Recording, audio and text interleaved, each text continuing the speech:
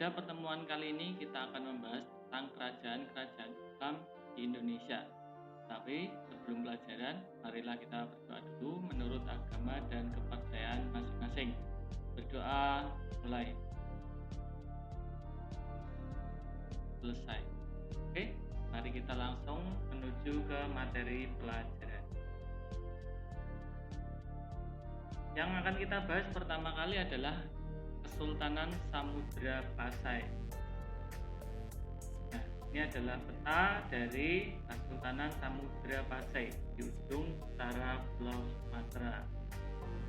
Kesultanan Samudra Pasai ini berdiri antara tahun 1270 hingga 1275 Masehi.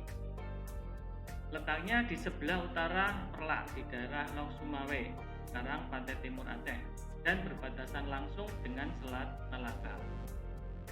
Sultan yang pernah memerintah Samudra Pasai antara lain adalah Sultan Malik Al-Saleh, Sultan Malik At-Tahir, dan Sultan Mahmud Malik Az-Zahir.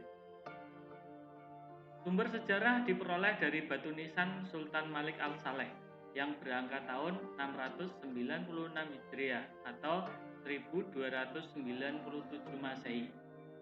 Catatan Marco Polo, seorang pedagang dari Venesia yang singgah di Perlak tahun 1292 Masehi, dan catatan Ibnu Battuta, merupakan seorang penjelajah dari Maroko yang pernah singgah di Samudra Pasai pada tahun 1345 dan 1346 Masehi. Perekonomian masyarakat Samudra Pasai tergantung dari perdagangan. Pada tahun 1521 Masehi, Kesultanan Samudra Pasai dikuasai oleh Portugis. Kemudian pada tahun 1524 Masehi dikuasai oleh Sultan Ali Muhayyad Shah dari Kesultanan Aceh Darussalam. Sejak saat itu Samudra Pasai berada di bawah kekuasaan Kesultanan Aceh Darussalam. Oke, berikutnya Kesultanan Aceh Darussalam.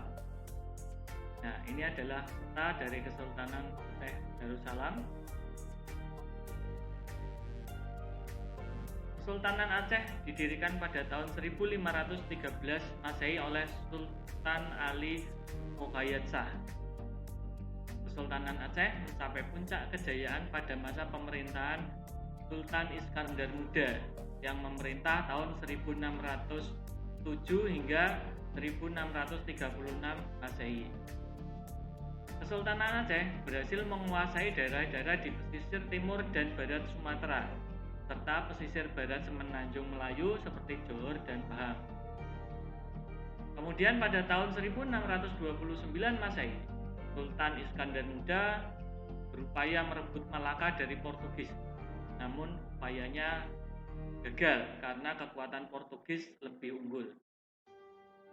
Sultan Iskandar digantikan oleh Sultan Iskandar Thani yang memerintah tahun 1636 hingga 1641 Masehi. Pada masa pemerintahannya, kejayaan Kesultanan Aceh semakin meningkat. Kerajaan Islam berikutnya adalah Kesultanan Demak. Nah, ini adalah wilayah dari Kesultanan Demak. Kesultanan Demak merupakan kesultanan Islam pertama di Pulau Jawa. Nah, kesultanan ini didirikan sekitar abad ke-15 Masehi oleh Raden Patah yang merupakan keturunan Raja Brawijaya V, yaitu raja terakhir dari Kerajaan Majapahit. Kehidupan ekonomi masyarakat Demak bersumber pada pertanian, perdagangan, dan pelayaran. Kesultanan Demak mencapai puncak kejayaan pada masa pemerintahan Sultan Trenggono. Pada masa pemerintahannya, kekuasaan Demak meliputi sebagian Jawa Barat, Jayakarta, Jawa Tengah, dan sebagian Jawa Timur. Penaklukan pesisir utara Jawa Barat dilakukan oleh Fathahillah yang turut merintis berdirinya Kesultanan Banten dan Cirebon. Dalam bidang keagamaan, Kesultanan Demak berperan sebagai pusat penyebaran agama Islam. Di Pulau Jawa, penyebaran Islam didukung oleh para wali yang dikenal dengan Wali Songo. Beberapa anggota Wali Songo berasal dari Demak, yaitu Sunan Kalijaga, Sunan Bonang, Sunan Kudus, dan Sunan Muria. Mereka berperan besar dalam penyebaran agama Islam di Jawa Tengah dan Jawa Timur. Berikutnya, Kesultanan Banten. Nah, ini adalah peta Kesultanan Banten. Pada tahun 1526 Masehi, Fathaillah dari Kesultanan Demak berhasil merebut Banten dari Kerajaan Sunda. Fathaillah kemudian mendirikan benteng pertahanan yang bernama Surosowan yang kelak menjadi pusat pemerintahan Kesultanan Banten. Selain membangun benteng pertahanan, Fathaillah juga mengembangkan Banten menjadi pusat perdagangan dan penyebaran agama Islam. Banten kemudian tumbuh menjadi kota perdagangan. Ketika Kesultanan Demak mengalami kemunduran, Banten akhirnya melepaskan diri dari pengaruh kekuasaan Demak. Kesultanan Banten mencapai puncak kejayaan pada masa pemerintahan Sultan Ageng Tirtayasa tahun 1651 hingga 1682 Masehi. Pada masa pemerintahannya, perekonomian Banten semakin berkembang. Pedagang-pedagang asing seperti Arab, Gujarat, Persia, Turki, Cina, Jepang, dan Eropa berlabuh ke Banten. Berikutnya adalah Kesultanan Makassar atau Gua Talo. Nah, ini adalah peta dari Kesultanan Makassar. Nah, ini juga ditampilkan gambar Sultan Hasanuddin. Oke, selanjutnya Kesultanan Makassar merupakan kesultanan Islam yang terletak di Sulawesi Selatan. Kesultanan Makassar berawal dari Kerajaan Goa dan Kerajaan Talo. Kedua kerajaan ini kemudian bergabung menjadi satu di bawah pimpinan Raja Goa. Adapun Raja Talo menjadi Mangkubumi. Setelah menganut Islam, kerajaan tersebut menjadi Kesultanan Makassar. Kesultanan Makassar mencapai puncak kejayaan pada masa pemerintahan Sultan Hasanuddin tahun 1653 hingga 1669 Masehi. Dia berhasil membangun Makassar menjadi penguasa jalur perdagangan di wilayah Indonesia bagian timur. Berikutnya adalah Kesultanan Mataram.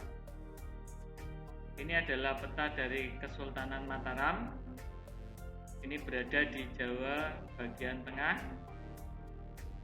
Kesultanan Mataram didirikan oleh Sutawijaya atau Panembahan Senopati ing Alaga Sayyidin Panatagama pada tahun 1575 Masehi. Sutawijaya kemudian digantikan oleh putranya yang bernama Mas Dolang yang memerintah tahun 1601 hingga 1613 Masehi. Nah, Mas Dolang kemudian digantikan oleh putranya yaitu Mas Rangsang atau Sultan Agung yang memerintah tahun 1613 hingga 1645 Masehi.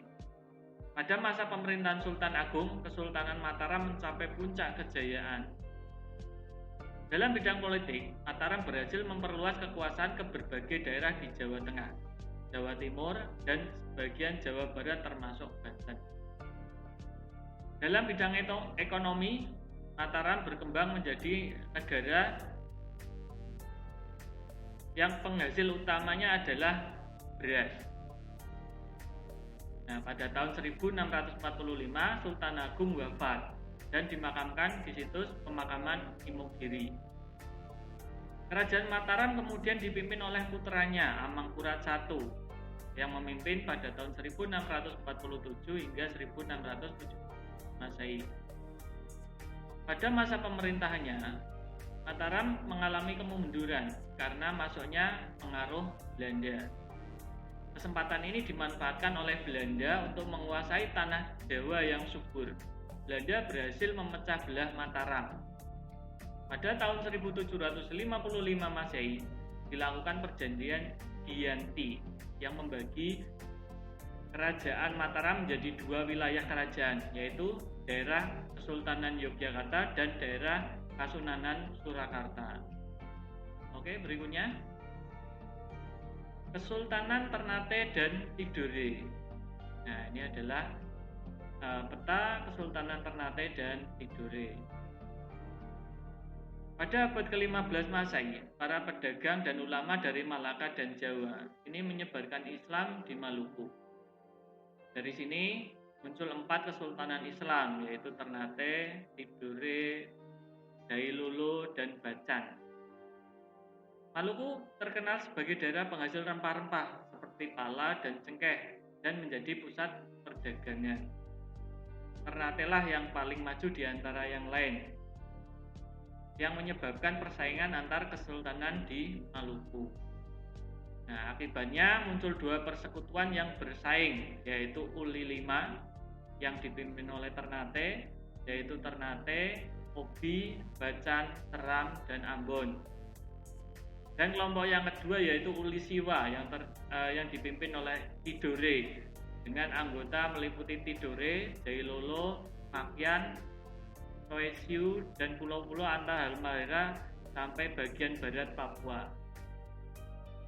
Setelah Spanyol pergi, Portugis berupaya menguasai Maluku. Upaya tersebut mendapat perlawanan dari rakyat Maluku. Sultan Khairun dari Ternate berusaha mengusir Portugis, namun usahanya gagal.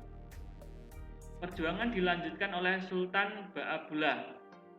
Pada tahun 1575 Masehi,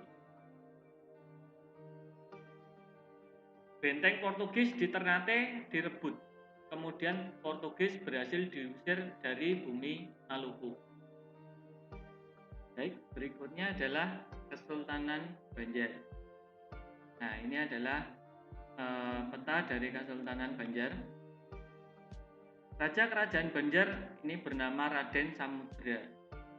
Ia memerintah pada tahun 1526 hingga 1545 Masehi. Kesultanan Banjar mengalami masa kejayaan pada awal abad ke-17 Masehi. Dalam bidang politik, Kesultanan Banjar berhasil menghimpun kekuatan militer yang kuat.